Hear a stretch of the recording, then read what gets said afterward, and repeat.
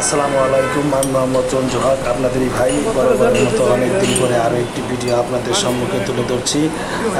মানুষ বড় বড় হোটেলে গিয়ে বিভিন্ন রকমের পোলাও, খুরমা, বিভিন্ন রকমের অত্যাধুনিক ভালো খাবার খেয়ে তারা জীবন অতিবাহিত করে, কিন্তু আমরা তিন বন্ধু মিলে হঠাৎ করেই এই ছোট্ট একটি মনির হোটেলে গিয়ে একটু ক্ষুধা নিবারণ করার জন্য তন্দুর রুটি এবং সবজি দিয়ে আমরা মূলত ক্ষুধার নিবারণ করছি।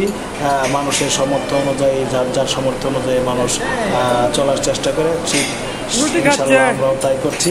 আমাদের জন্য সবাই দোয়া করেন। এই তো দেখেন কাশেম ভাই খুব মুজে রয়েছে, অনেক ভালো মানুষ কাশেম ভাই।